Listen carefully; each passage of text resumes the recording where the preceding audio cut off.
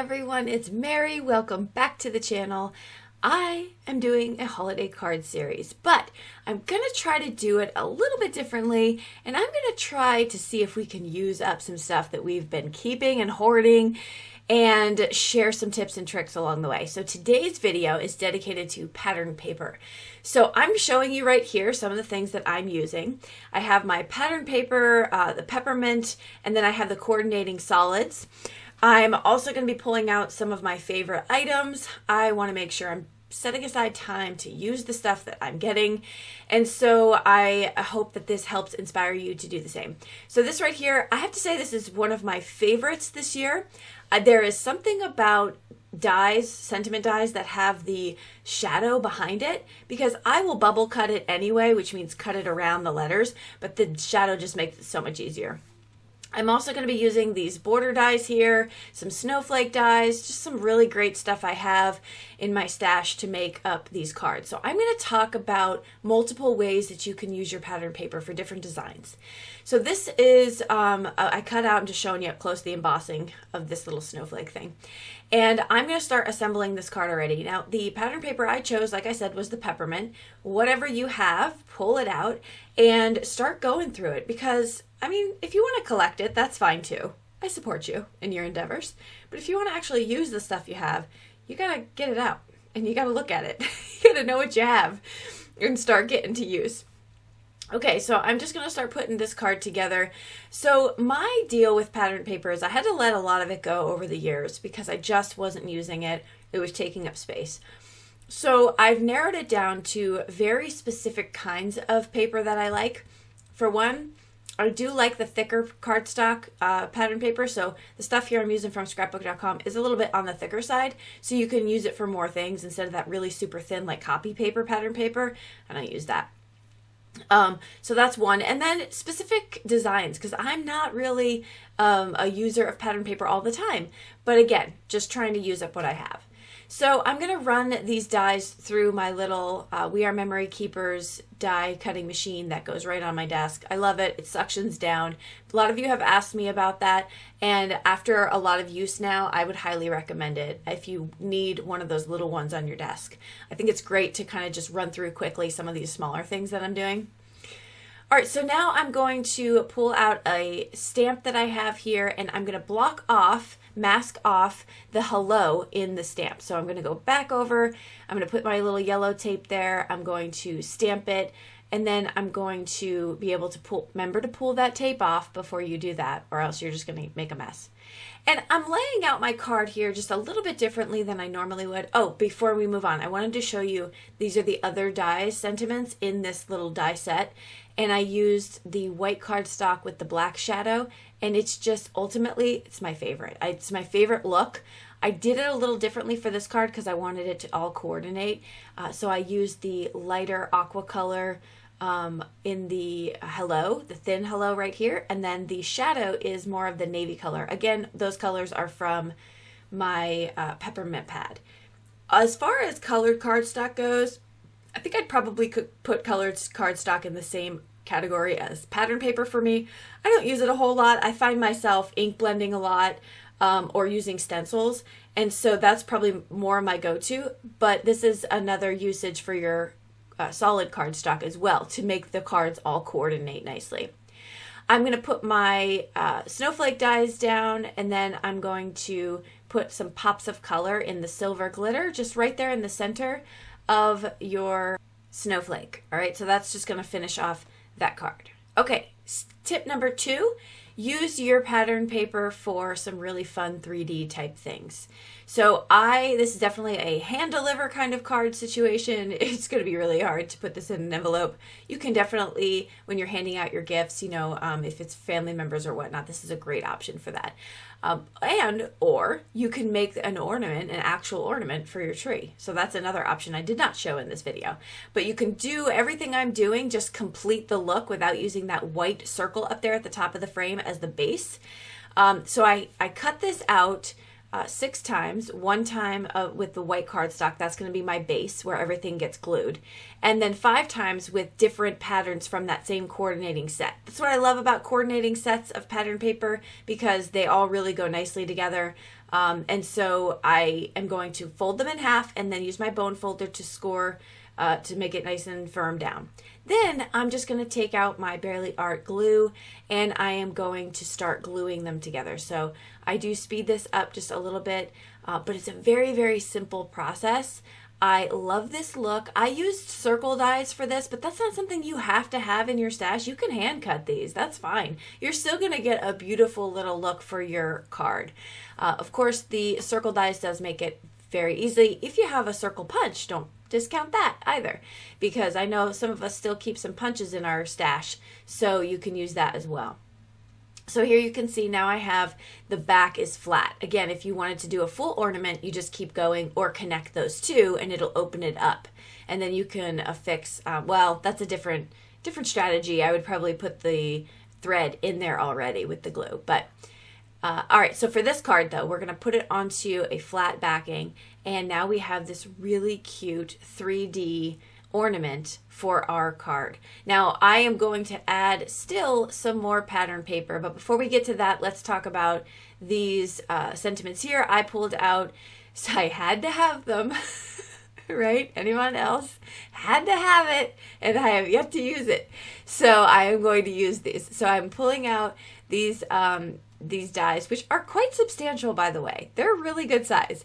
This one I'm going to use for this card is the Let It Snow. I did use the Joy on the card I showed you at the very beginning of this segment, but I'm also, okay, this is something I am going to shout from the rooftops. These bows from Catherine Puller. They come in 3 sizes. You can see them right there at the top. I love them. I'm going to use them all season long. They are perfect. You can layer them. You can use them individually. They add so much. And you'll see it. I use them on like 5 of these cards. So right there, I'm going to place that down. I've measured this out, got the center. I just used a Dollar Tree metallic marker to draw that. This is a gold glitter theme. The other card that looks just like it with the Joy is a silver glitter theme. And so you'll be able to see that comparison in a few minutes. So I'm going to layer up this bow because I think it's super cute, and why not? I don't need a whole bunch of extra pieces laying around, because then I'm going to have to find a place to store them. Am I right? Okay, so I'm going to add some 2-inch foam tape to the back of this just to give it a little bit more dimension. Again, this is a hand-delivered card for me, so it matters not if it's flat. I can go as big as I want. Now I'm going to place that down, and you can start to see this card just put itself together. Oh, it was so fun to make. I do have pattern paper on the back of that, so I am using some pattern paper from that same set. And I'm going to place down on some glitter cardstock and then some of that navy color, which is going to pull from some of the navy that's the centerpiece of that ornament. But I love this this look. I thought it was so, so fun. And those sentiments from Tim Holtz are definitely outside my normal zone of what I would use, and I thought they were so fun. I don't have a lot of Tim Holtz products. I think he's very niche in the way that his items look, but I'm really digging this, and I think it's so fun. Just kind of makes it, I don't know, whimsical and young. I don't know. But there's the Joy one, which I used a different color set of pattern paper, and it's got that silver accents to it, so I love it. I thought this was so, so fun. Highly recommend giving this a try. It was definitely, didn't take too long, and it was worth it. Now, this half circle, partial circle, up in the upper left-hand side of the frame, that was a mistake. I did not mean to cut the bottom off like that, but I didn't want to waste it, so we're going to do something with it. Now, I have these sprigs kind of thing that look like tree branches. I'm going to use my Catherine Puller Spruce ink, and I am going to stamp that out a few times. You'll see me kind of moving it around on my cardstock. I'm just going to get a semi-full looking tree branch, and that's going to be what our ornament hangs from instead of just out of nowhere like the last 2 cards. I'm actually going to give this some place to be grounded, if you will. And so I'm going to go through. Now the spruce ink is fun because there is a different color when you stamp it once versus twice. So that's why you see me stamping it twice. It's not because the ink didn't give me a good coverage. I just wanted it a little bit darker to look a little darker green. Now I'm going to place this flat down onto my card, and I'm going to put it right at the bottom. So this is another trick or tip for your your pattern paper. Use them as their focal points. Like use them as the focal point on your card. And that's going to be this ornament right here.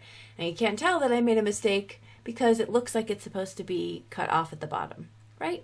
So I definitely didn't want to throw that away. But look at, just look at how that bow finishes this entire card. Like, hello, it's just so cute. So I'm going to just cut this down a little bit to, I believe it was 4 inches by 5.5. So I cut that down about a 1/4 inch. And then I'm going to put it down on my card panel, leaving a little bit of that white framing on both the right and left side. You can keep this as a regular size A2 card panel. That's good too. I just did this because one of my branches looked like it was like hanging in midair, so I just kind of cut it off to make it look more fluid. And then I'm going to leave that one without sentiment right now because we'll come back to it and I'll just put a sentiment on when I'm ready for it. So use your pattern paper as your main focal point. Now let's go back and use this pattern paper again as a background. This time I'm going to make a shaker card. So I had some packaging laying around, just got some new stuff in, so I have lots of packaging. And I'm going to cut that down so I can use it as the backer. You don't need expensive acetate. Acetate, if you want to emboss on it, I highly recommend getting the acetate where you can emboss because it's worth it for that purpose. But otherwise, you just need something plastic and clear through. You know what I mean by clear through, so you can see through it. And you're just gonna have just have it. That's it. You don't need anything expensive. So now I'm gonna put down some 1/4 inch double-sided adhesive. I kept this whole piece in here in case you're new to shaker cards. I have a lot of new card makers joining us on the channel, so I want to make sure I don't rush too fast. So I'm going to use that double-sided adhesive and I'm going to place that down and then put the packaging right over it. Now I'm going to run my bows through. You can separate your bows, by the way. I just don't because I'm likely going to use them. All three, whichever, if I put them through. But this one I knew I wanted that middle size. And so I just, again, you can separate them. Okay, now we're going to put the foam. This is going to be an integral part of the shaker card. Okay, so I'm going to put that foam right in there, and you want the foam to touch. It has to touch. Okay, if you have any gaps, your shaker bits are going to go flying. But I also don't want this to cave in the center. So, well, 2 things. I don't want it to cave in, so I'm going to put foam tape all the way down. But I also don't want my shaker bits to fall to the bottom of the card. And so this is dual purpose. Okay. So I have that blocked off and the shaker bits aren't going to go anywhere. Now I'm going to pull out my little fancy Nouveau spoon here. If you've seen this, I do use it a lot. You don't need something like that. You can go get your houseware. Silverware. Grab a spoon from your silverware drawer and go use it. Keep it dedicated to your crafting space. But I do like it because it's tiny, and I'm going to link below some stuff from Amazon that's very similar if you wanted to check out tiny spoons, if you're in the tiny spoon market. So I'm going to fill that up as much as I can. I think one of the greatest mysteries to me is exactly how much shaker stuff to put in your shaker card.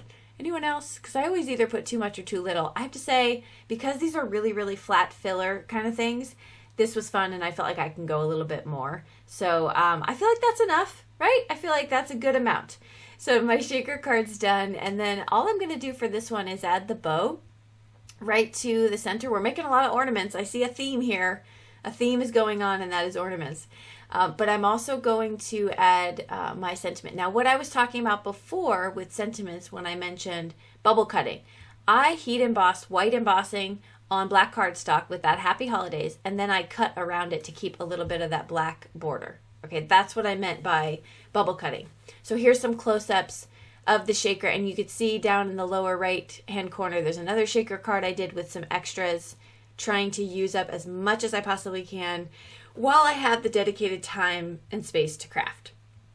All right, so here are my finished cards. This is your reminder to pull out that pattern paper, stop hoarding, start using, and start enjoying it. You know, sometimes I just don't make enough time to go into my craft room. I'm like, oh, I'll get to it. And the moment I sit down, I'm brought back to the magic. So if you feel the same, I would say just put it on your calendar, schedule time, get in there, have fun. because I was just reinvigorated after I was finished. All right, that'll do it for this video.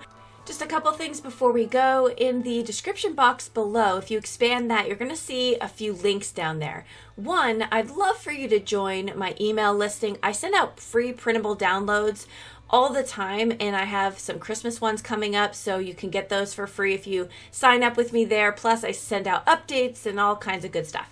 So the other thing is there's other links that you can connect with me on other platforms, such as Facebook, Instagram, trying to grow up Instagram. So if you're on there, I'd love for you to join me as well.